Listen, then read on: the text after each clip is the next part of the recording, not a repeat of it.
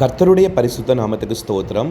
ஆண்டவர் கொடுத்த அன்புக்குரிய நாளுக்கு நன்றி சொல்லி, கர்த்தராகிய தேவன் இன்று உங்களிடத்தில் அவருடைய அதிசயங்களை பேசுவீர்களா என்பதை குறித்து தியானிக்க போகிறோம். ஆமாங்க, இயேசுவின் அதிசயங்களை நீங்கள் பேசுவீங்களா? நீங்கள் என்னென்ன பேசுகிறோம், நானும் நீங்களும் என்னென்ன பேசுகிறோம்.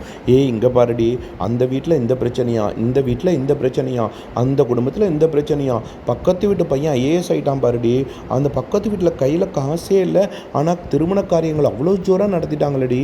பக்கத்து வீட்டில் படுத்த படுக்கையாக இருந்துச்சு, அந்த அம்மா என்னடி எந்திரிச்சு நடந்து இன்றைக்கி வேலைக்கெல்லாம் போகுது. பக்கத்து வீட்டில் பார்த்தியா, அந்த குடும்பத்தில் அந்த பையனுக்கு ஃபீஸ் கட்ட காசு இல்லைன்னாங்க, ஆனால் இன்றைக்கி அழகாக ஜோடியாக என்ன பண்ணிக்கிட்டு இருக்கான் பாரு, ஸ்கூல் பேக்கெல்லாம் மாட்டிக்கிட்டு அவ்வளோ ஜாலியாக போகிறான்.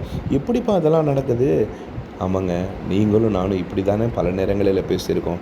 இந்த மாதிரி அற்புதங்களையும் அதிசயங்களும் செய்கிறது யார்? ஒரே தெய்வம், நம்ம ஆண்டவர் இயேசு கிறிஸ்து தானே. அவர் உங்களுக்கு எவ்வளவு அதிசயங்களை செய்திருக்கிறார். இன்றைக்கி நீங்களும் நானும் ஜீவனோடு இருக்கிறது அவர் கொடுத்த கிருபை அல்லவா?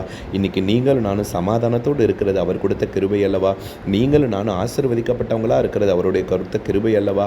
இன்று இயேசுவை நம்ம அறிந்து கொண்டது அவர் கொடுத்த கிருபை அல்லவா? எவ்வளவு அற்புத அதிசயங்களை செய்திருக்கிறாரு, இன்றும் செய்து கொண்டிருக்கிறாரல்ல. உங்கள் ஜெபத்துக்கு பதில் கொடுக்கிறாருல்ல, உங்களை நேசிக்கிறாருல்ல, என் பிரியமான மகனே மகளேன்னு உங்களை நேசிக்கிறாருல்ல.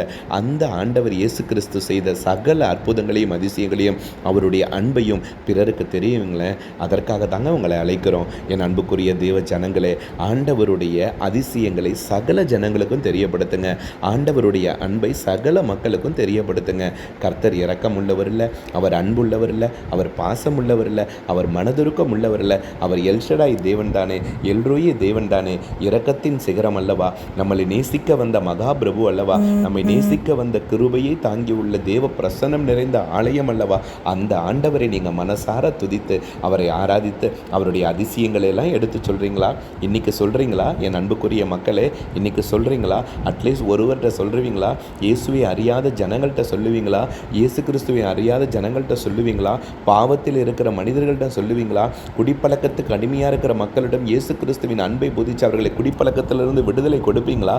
வியாதிப்பட்டிருக்கிற மக்களுக்கு தேவனுடைய வார்த்தைகளை சொல்லி அவர்களை சுகப்படுத்துவீங்களா? இன்னைக்கு செய்யுங்களேன். ஆண்டவருடைய அதிசயத்தை எல்லாம் பேசுங்களேன். அப்போ பாருங்களேன், உங்கள் இருதயம் எவ்வளவு சந்தோஷமாக இருக்கும்னு. கர்த்தராகிய இயேசு கிறிஸ்துவின் நாமத்தினாலே உங்களை வாழ்த்தி ஆசீர்வதிக்கிறோம்.